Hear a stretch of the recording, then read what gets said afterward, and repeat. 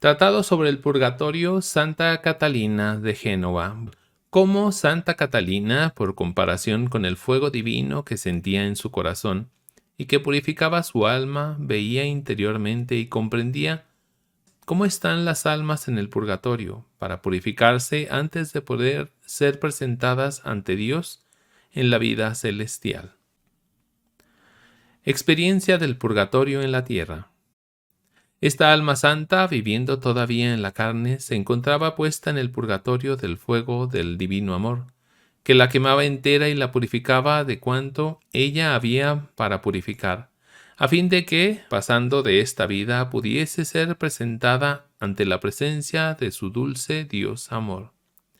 Y comprendía en su alma, por medio de este fuego amoroso, cómo estaban las almas de los fieles en el lugar del purgatorio, para purgar toda herrumbre y mancha del pecado, que en esta vida no hubiesen purgado. Y así, como ella, puesta en el purgatorio amoroso del fuego divino, estaba unida a ese divino amor, y contenta de todo aquello que él en ella operaba, así entendía acerca de las almas que están en el purgatorio. Almas ajenas a todo, absortas en el amor de Dios. Y decía: las almas que están en el purgatorio, según me parece entender, no pueden tener otra elección que estar en aquel lugar. Y esto es por la ordenación de Dios, que ha hecho esto justamente. Ellas, reflexionando sobre sí mismas, no pueden decir: yo, cometiendo tales y tales pecados, he merecido estar aquí. Ni pueden decir: no quisiera yo haberlos cometido, pues ahora estaría en el paraíso. Y tampoco pueden decirse: aquellas salen del purgatorio antes que yo, o bien, yo saldré antes de aquel. Y es que no pueden tener memoria alguna, en bien o en mal, ni de sí ni de otros, sino que, por el contrario, tienen un contento tan grande de estar cumpliendo la ordenación de Dios, y de que Él obre en ellas todo lo que quiera y como quiera, que no pueden pensar nada de sus cosas. Lo único que ven es la operación de la bondad divina, que tiene tanta misericordia del hombre para conducirlo hacia sí. Y nada reparan en sí mismas, ni de penas ni de bienes. Si en ello pudieran fijarse, no estarían viviendo en la pura caridad. Por lo demás, tampoco pueden ver a sus compañeras que allí penan por sus propios pecados. Están lejos de ocuparse en esos pensamientos. Eso sería una imperfección activa, que no puede darse en aquel lugar, donde los pecados actuales no son ya posibles. La causa del purgatorio que sufren la conocieron de una sola vez, al partir de esta vida, y después ya no piensan más en ella, pues otra cosa sería un apego de propiedad desordenada. Estas almas, viviendo en la caridad y no pudiendo desviarse de ella con defectos actuales, por eso ya no pueden querer ni desear otra cosa que el puro querer de la caridad. Estando en aquel fuego purgatorio, están en la ordenación divina, que es la pura caridad, y ya no pueden desviarse de ella en nada, pues ya no pueden actualmente ni pecar ni merecer. Contentas de adelantar en la purificación.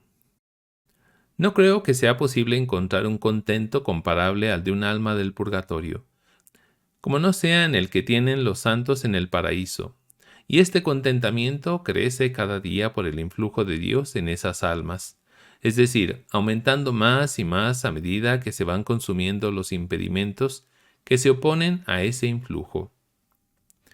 La herrumbre del pecado es impedimento y el fuego lo va consumiendo.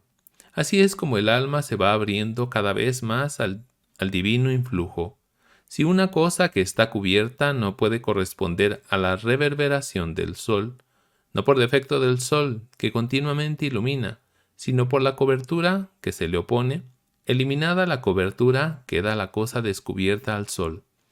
Y tanto más corresponderá a la irradiación luminosa cuanto más se haya eliminado la cobertura. Pues así sucede con la herrumbre del pecado, que es como la cobertura de las almas. En el purgatorio se va consumiendo por el fuego, y cuanto más se consuma, tanto más puede recibir la iluminación del sol verdadero, que es Dios. Y tanto crece el contento, cuanto más falta la herrumbre, y se descubre el alma al divino rayo. Lo uno crece y lo otro disminuye, hasta que se termine el tiempo. Y no es que vaya disminuyendo la pena, lo que disminuye es el tiempo de estar sufriéndola. Y por lo que se refiere a la voluntad de esta alma, jamás ella podrá decir que aquellas penas son penas. Hasta tal punto está conforme con la ordenación de Dios, con la cual esa voluntad se une en pura caridad. Penas indecibles.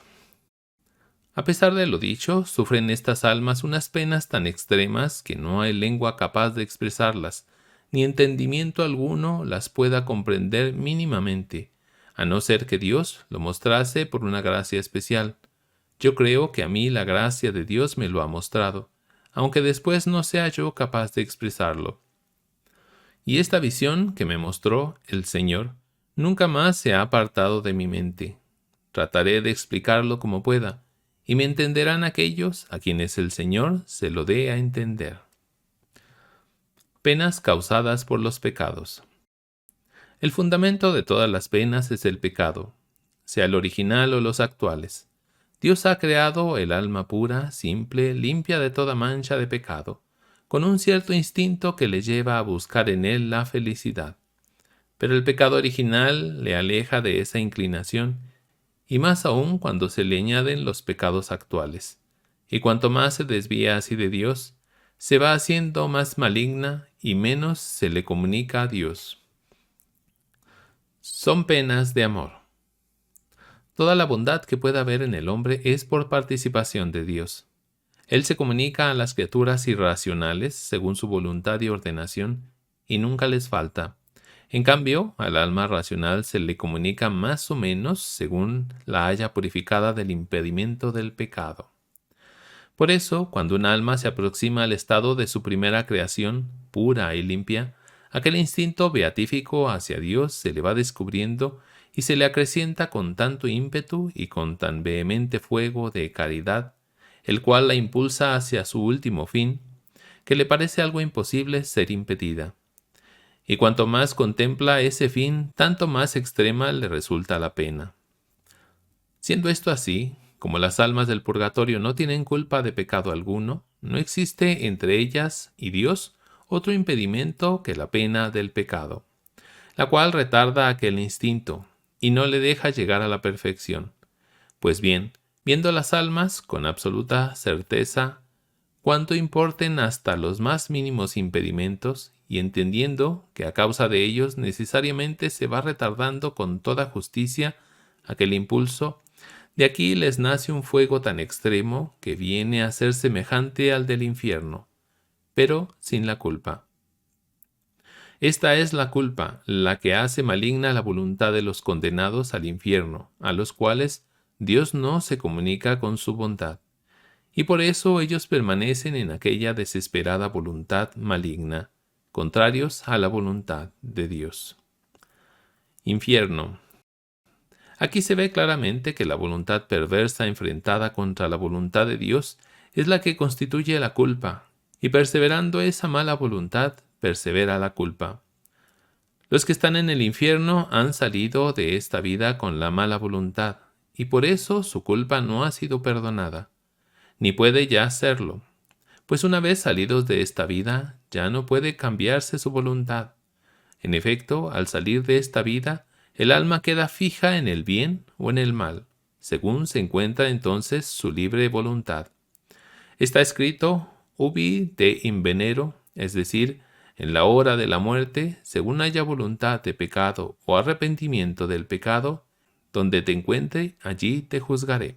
Eclesiastes 11:3. Este juicio es irrevocable, pues más allá de la muerte ya no hay posibilidad de cambiar la posición de la libertad, que ha quedado fijada tal como se hallaba en el momento de la muerte.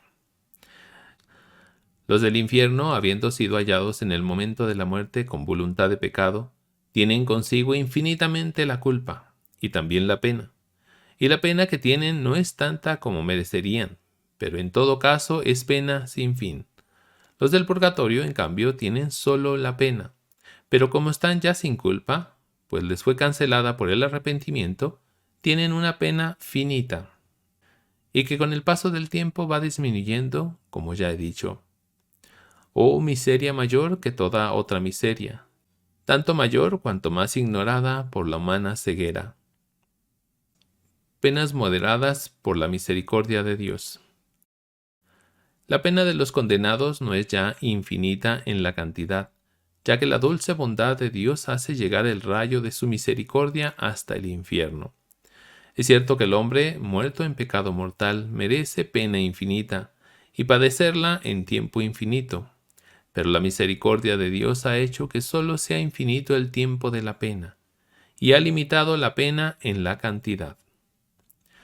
Podría sin duda haberles aplicado una pena mayor que aquella que les ha dado. Oh, qué peligroso es el pecado hecho con malicia. El hombre difícilmente se arrepiente de él, y no arrepintiéndose de él permanece en la culpa, y persevera el hombre en la culpa en tanto persiste en la voluntad del pecado cometido o de cometerlo. Conformidad en el purgatorio con la voluntad de Dios. En cambio, las almas del purgatorio tienen su voluntad totalmente conforme con la voluntad de Dios. Por eso Dios, a esa voluntad conforme, corresponde con su bondad, y ellas permanecen contentas en cuanto a la voluntad, ya que es purificada del pecado original y actual. Y en cuanto a la culpa, aquellas almas permanecen tan puras como cuando Dios las creó, ya que han salido de esta vida arrepentidas de todos los pecados cometidos, y con voluntad de nunca más cometerlos. Con este arrepentimiento, Dios perdona inmediatamente la culpa, y así no les queda sino la herrumbre y la deformidad del pecado, las cuales se purifican después en el fuego con la pena. Y así purificadas de toda culpa y unidas a Dios por la voluntad, estas almas ven a Dios claramente, según el grado en que Él se les manifiesta, y ven también cuánto importa gozar de Dios, y entienden que las almas han sido creadas para este fin. Esta conformidad atrae el alma hacia Dios por instinto natural con tal fuerza que no pueden expresarse razones ni figuras o ejemplos que sean suficientes para decirlo, tal como la mente siente en efecto y comprende por sentimiento interior. No obstante, yo intentaré, con un ejemplo, expresar algo de lo que mi mente entiende. El ejemplo del pan único. Imaginemos que en todo el mundo no hubiera sino un solo pan. Supongamos que con él hubiese de quitarse el hambre a todos los hombres, y que éstos, solamente con verlo, quedaran saciados. Habiendo el hombre por naturaleza, cuando está sano, instinto de comer, si no comiese, y no pudiese enfermar ni morir, tendría cada vez más hambre, pues el instinto de comer nunca se le quita. Y si el hombre supiera entonces que sólo aquel pan puede saciarle, al no tenerlo, no podría quitársele el hambre. Y esto es el infierno, que sienten los que tienen hambre, ya que cuanto más se acercan a este pan sin poder verlo, tanto más se les enciende el deseo natural. Pues éste, por instinto, se dirige a ese pan en el que consiste todo su contentamiento. Y si estuviese cierto de no ver más ese pan, en eso consistiría el infierno, que tienen todas las almas condenadas, privadas de toda esperanza de nunca jamás ver ese pan, que es el verdadero Dios Salvador. Las almas del purgatorio, en cambio, padecen esa hambre porque no ven el pan que podría saciarles, pero tienen la esperanza de verlo y de saciarse en él completamente, y así padecen tanta pena cuanto de ese pan no pueden saciarse. El alma que se va al infierno. Otra cosa que veo claramente es que así como el espíritu limpio y puro no encuentra otro lugar sino Dios para su reposo, pues para ello ha sido creado, del mismo modo el alma en pecado no tiene para sí otro lugar que el infierno, que Dios le ha asignado como su lugar propio. Por eso, en el instante en que el espíritu se separa de Dios, el alma va a su lugar correspondiente, sin otra guía que la que tiene la naturaleza del pecado. Y esto sucede cuando el alma sale del cuerpo en pecado mortal. Y si el alma en aquel momento no encontrara aquella ordenación que procede de la justicia de Dios, sufriría un infierno mayor de lo que el infierno es, por hallarse fuera de aquella ordenación que participa de la misericordia divina, que no da al alma tanta pena como merece. Y por eso, no hallando lugar más conveniente, ni de menores males para ella, se arrojaría allí dentro como a su lugar propio. El alma que se va al purgatorio. Así sucede por lo que se refiere al purgatorio. El alma separada del cuerpo, cuando no se halla en aquella pureza en la que fue creada, viéndose con tal impedimento, que no puede quitarse sino por medio del purgatorio, al punto se arroja en él y con toda voluntad. Y si no encontrase tal ordenación capaz de quitarle ese impedimento, en aquel instante se le formaría un infierno peor de lo que es el purgatorio.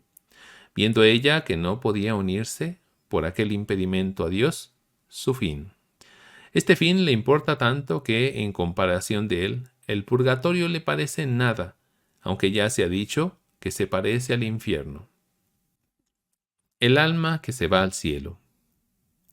Y todavía he de decir que, según veo, el paraíso no tiene por parte de Dios ninguna puerta, sino que allí entra quien allí quiere entrar, porque Dios es todo misericordia, y se vuelve a nosotros con los brazos abiertos para recibirnos en su gloria. Y veo también perfectamente que aquella divina esencia es de tal pureza y claridad, mucho más de lo que el hombre pueda imaginar, que el alma, que en sí tuviera una imperfección que fuera como una mota de polvo, se arrojaría al punto en 1000 infiernos antes de encontrarse ante la presencia divina con aquella mancha mínima. Y entendiendo que el purgatorio está precisamente dispuesto para quitar esa mancha, allí se arrojaría, como ya he dicho, pareciéndole hallar una gran misericordia capaz de quitarle ese impedimento. Importancia del purgatorio. La importancia que tiene el purgatorio es algo que ni lengua humana puede expresar, ni la mente puede comprender. Yo veo en él tanta pena como en el infierno, y veo, sin embargo, que el alma que se sintiese con tal mancha lo recibiría como una misericordia, como ya he dicho, no teniéndolo en nada, en cierto sentido, en comparación de aquella mancha que le impide unirse a su amor. Me parece ver que la pena de las almas del purgatorio consiste más en que ven en sí algo que desagrada a Dios, y que lo han hecho voluntariamente, contra tanta bondad de Dios, que en cualesquier otra penas que allí puedan encontrarse. Y digo esto porque, estando ellas en gracia, ven la verdadera importancia del impedimento que no les deja acercarse a Dios. Conocimientos inexpresables. Y así me ratifico en esto que he podido comprender incluso en esta vida, la cual me parece de tanta pobreza que toda visión de aquí abajo, toda palabra, todo sentimiento, toda imaginación, toda justicia, toda verdad, me parece más mentira que verdad. Y de cuanto he logrado decir me quedo yo más confusa que satisfecha. Pero si no me expreso en términos mejores, es porque no los encuentro. Todo lo que aquí se ha dicho en comparación de lo que capta la mente es nada. Yo veo una conformidad tan grande de Dios con el alma que, cuando Él la ve en aquella pureza en que la creó, le da en cierto modo atractivo un amor fogoso, que es suficiente para aniquilarla, aunque ella sea inmortal. Y esto hace que el alma de tal manera se transforme en el Dios suyo, que no parece sino que sea Dios. Él continuamente la va atrayendo y encendiendo en su fuego, y no le deja ya nunca hasta que le haya conducido a aquel su primigenio ser, es decir, a aquella perfecta pureza en la que fue creada. El tormento de un amor retardado. Cuando el alma, por visión interior, se ve así atraída por Dios con tanto fuego de amor que redunda en su mente, se siente toda derretir en el calor de aquel amor fogoso de su dulce Dios. Y ve que Dios, solamente por puro amor, nunca deja de atraerla y llevarla a su total perfección. Cuando el alma ve esto, mostrándoselo Dios con su luz, Cuando encuentra en sí misma aquel impedimento que no le deja seguir aquella atracción, aquella mirada unitiva que Dios le ha dirigido para atraerla, y cuando con aquella luz que le hace ver lo que importa, se ve retardada para poder seguir la fuerza atractiva de aquella mirada unitiva, se genera en ella la pena que sufren los que están en el purgatorio. Y no es que hagan consideración de su pena, aunque en realidad sea grandísima, sino que estiman sobre todo la oposición que en sí encuentran contra la voluntad de Dios, al que ven claramente encendido de un extremado y puro amor hacia ellos. Él les atrae tan fuertemente con aquella su mirada unitiva, como si no tuviera otra cosa que hacer sino esto. Por eso el alma que esto ve, si hallase otro purgatorio mayor que el purgatorio, para poder quitarse más pronto aquel impedimento, allí se lanzaría dentro, por el ímpetu de aquel amor que hace conformes a Dios y al alma. Amor divino que purifica y aniquila. Y veo más todavía. Veo proceder de aquel amor divino hacia el alma ciertos rayos y fulguraciones ígneas, tan penetrantes y tan fuertes, que parecieran ser capaces de aniquilar no solo el cuerpo, sino también el alma, si esto fuera posible. Dos operaciones realizan estos tales rayos en el alma. Primero la purifican, segundo la aniquilan. Sucede en esto como con el oro que, cuanto más lo funden, de mejor calidad resulta. Y tanto podría ser fundido que llegara a verse aniquilado en toda su perfección. Este es el efecto del fuego en las cosas materiales. El alma, en cambio, no puede ser aniquilada en Dios, pero sí en ella misma. Y cuanto más sea purificada, tanto más viene a ser aniquilada en sí misma, mientras que permanece en Dios como alma purificada. El oro, cuando es purificado hasta los 24 quilates, ya después no se consuma más, por mucho fuego que le apliquen, pues no puede consumarse sino la imperfección de ese oro. Así es, pues, como obra en el alma el fuego divino. Dios le aplica tanto fuego que consuma en ella toda imperfección y la conduce a la perfección de 24 quilates, cada uno en su grado de perfección. Y cuando el alma está purificada, permanece toda en Dios, sin nada propio en sí misma, ya que la purificación del alma consiste precisamente en la privación de nosotros en nosotros. Nuestro ser está ya en Dios, el cual, cuando ha conducido a sí mismo el alma de este modo purificada, la deja ya impasible, pues no queda ya en ella nada que consumar. Y si entonces fuese este alma purificada mantenida al fuego, no le sería ya penoso, sino que sólo vendría a ser para ella fuego de divino amor, que le daría vida eterna, sin contrariedad alguna, como las almas bienaventuradas, pero ya en esta vida, si esto fuera posible estando en el cuerpo. Aunque no creo que nunca Dios tenga en la tierra almas que estén así, como no sea para realizar alguna gran obra divina. Purificación pasiva última. Obra de Dios. El alma ha sido creada con toda la perfección de que ella era capaz, viviendo según la ordenación de Dios, y sin contaminarse de mancha alguna de pecado. Pero una vez que ella se ha contaminado por el pecado original y después por los pecados actuales, pierde sus dones y la gracia queda muerta y no puede ser resucitada sino por Dios. Ya resucitada por el bautismo, queda en ella la mala inclinación, que la inclina y conduce, si ella no se resiste, al pecado actual y vuelve así a morir.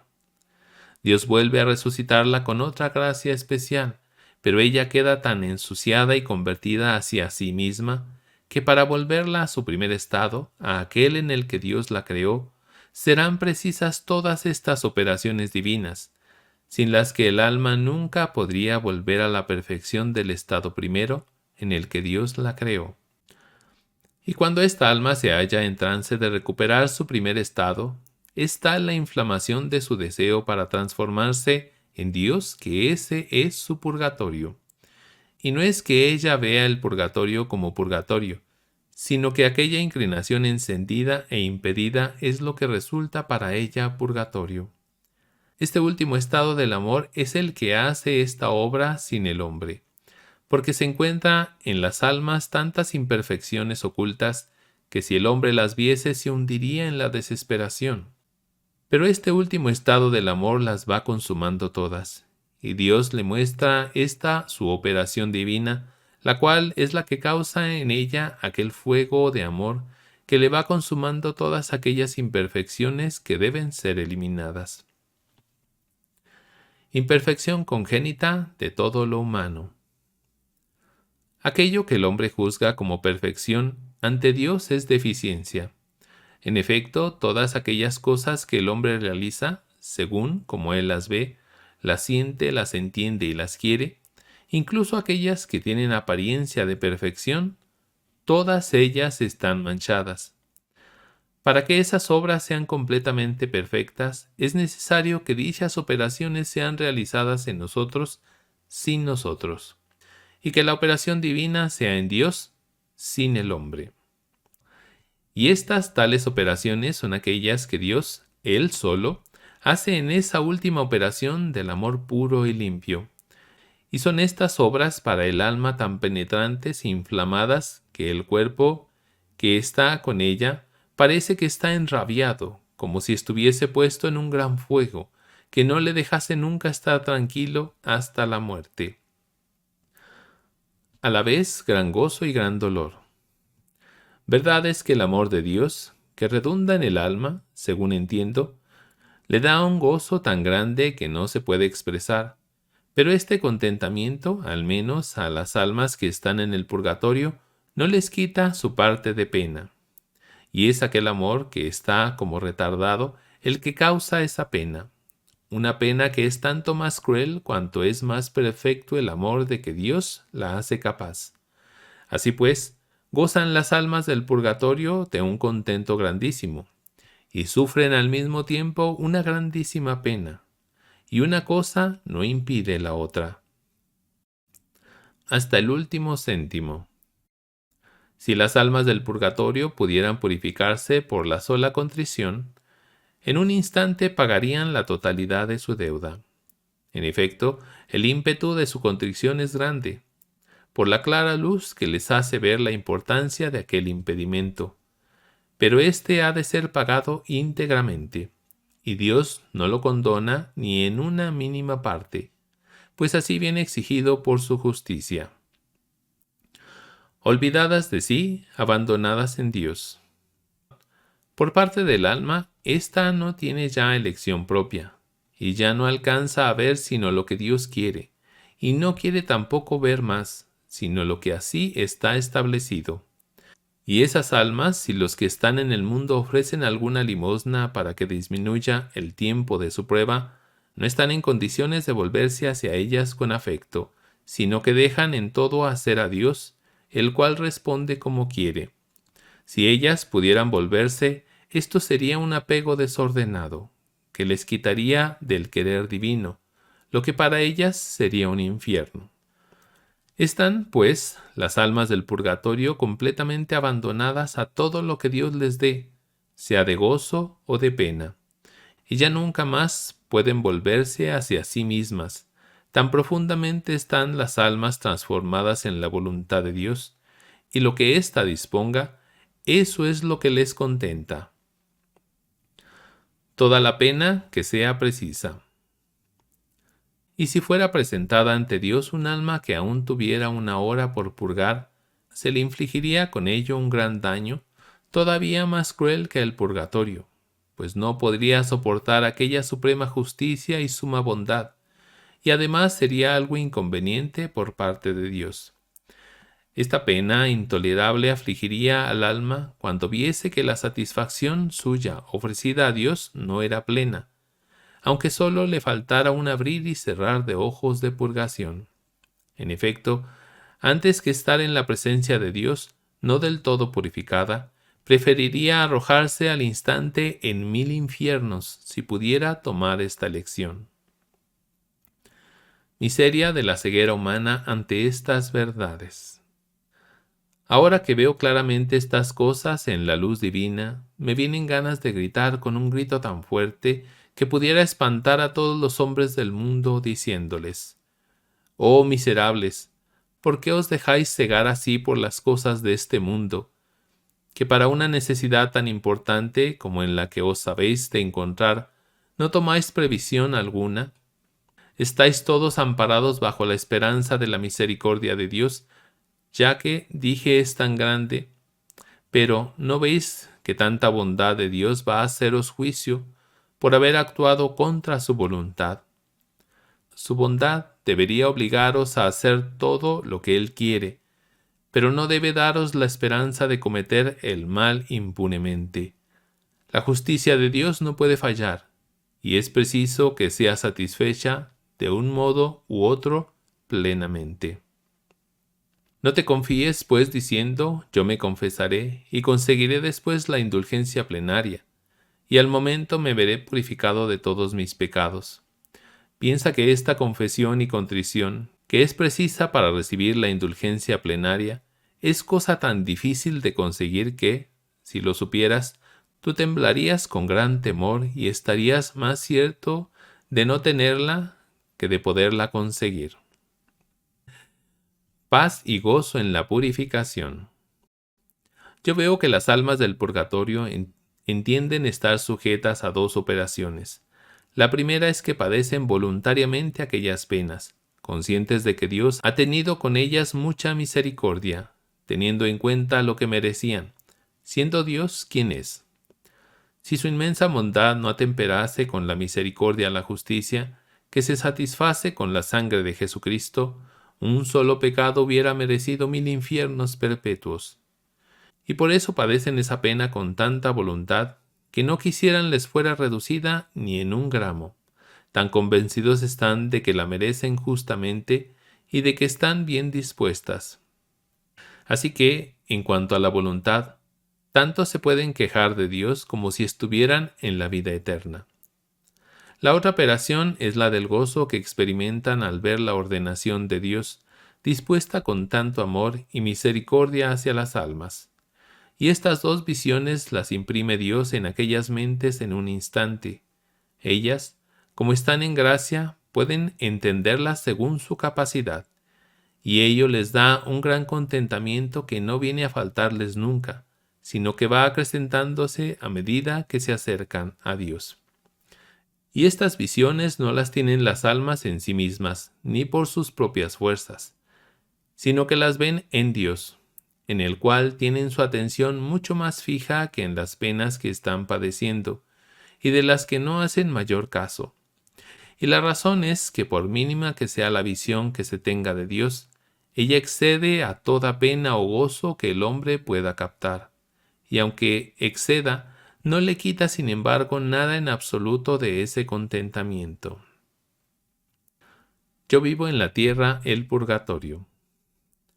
Esta forma purificativa que veo en las almas del purgatorio es la misma que estoy sintiendo yo en mi mente, sobre todo desde hace 2 años, y cada día la siento y cada vez más claramente. Veo que mi alma está en su cuerpo como en un purgatorio, de modo semejante al verdadero purgatorio, en la medida, sin embargo, en que el cuerpo lo pueda soportar sin morir. Y esto siempre va creciendo hasta la muerte. Yo veo al espíritu abstraído de todas aquellas cosas, incluso de las espirituales, que le podrían dar alimento, como sería alegría y consolación. Y es que ya no está en disposición de gustar alguna cosa espiritual ni por voluntad, ni por inteligencia, ni por memoria, de modo que pueda decir: me da más contento esto que aquello otro. Ayuno en el interior. Mi interior se encuentra de tal modo asediado que todas aquellas cosas que mantenían la vida espiritual y corporal le han sido quitadas poco a poco. Al serle quitadas, ha conocido que no eran sino unas ayudas, y al reconocerlas como tales, de tal modo las va menospreciando que todas ellas se van desvaneciendo, sin que nada las retenga. Y es que el espíritu tiene ya en sí el instinto de quitar todo lo que pueda impedir su perfección, y está dispuesto a obrar con tal crueldad que se dejaría poner en el infierno con tal de conseguir su intento. Y así va quitándole al hombre interior todas las cosas que podrían alimentarse, y lo asedia tan sutilmente que no le deja pasar la más mínima imperfección, sin que al punto sea descubierta y aborrecida. Y ese mismo asedio hace que mi espíritu tampoco pueda soportar que aquellas personas que me son próximas y que van al parecer hacia la perfección se sustenten en criatura alguna. Cuando los veo cebados en cosas que yo he menospreciado ya, no puedo sino apartarme para no verlo. Y más aún cuando son personas especialmente próximas a mí. Ayuno en el exterior.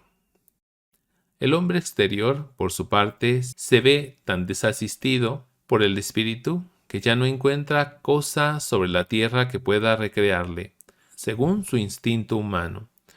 Ya no le queda otra confortación que Dios, que va obrando todo esto por amor y con gran misericordia para satisfacer su justicia. Y entender que esto es así, le da una gran alegría y una gran paz. Sin embargo, no por esto sale de su prisión, ni tampoco lo intenta, hasta que Dios haga lo que sea necesario.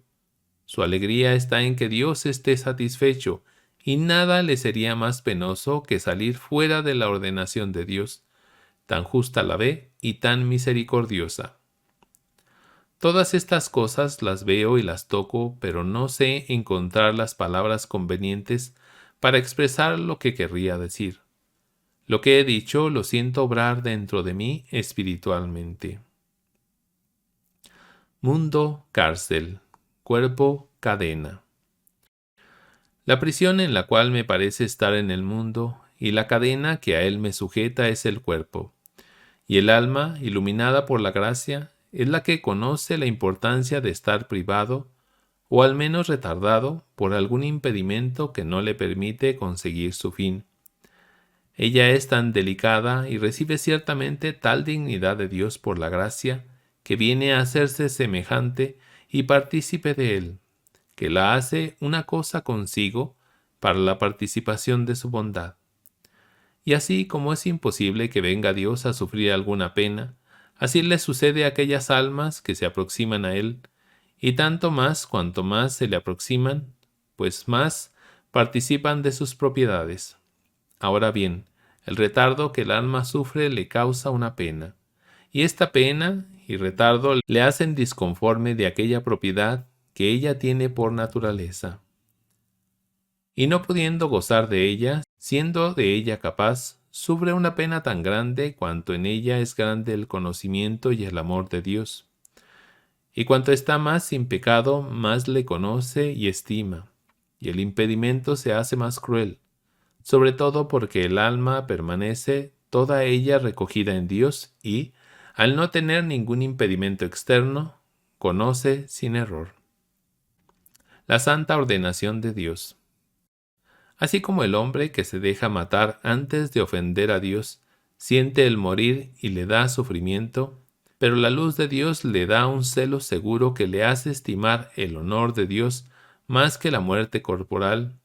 Así el alma que conoce la ordenación de Dios tiene más en cuenta esa ordenación que todos los tormentos, por terribles que puedan ser, interiores o exteriores. Y esto es así porque Dios, por el que se hacen estas obras, excede a toda cosa que puede imaginarse o sentirse. Todas estas cosas que he ido exponiendo, el alma no las ve, ni de ellas habla, ni conoce de ellas con propiedad o daño, sino que las conoce en un instante y no las ve en sí misma, porque aquella atención que Dios le da de sí mismo, por pequeña que sea, de tal modo absorbe al alma que excede a todas las cosas, de las que ya no hace caso. En fin, Dios hace perder aquello que es del hombre y en el purgatorio lo purifica.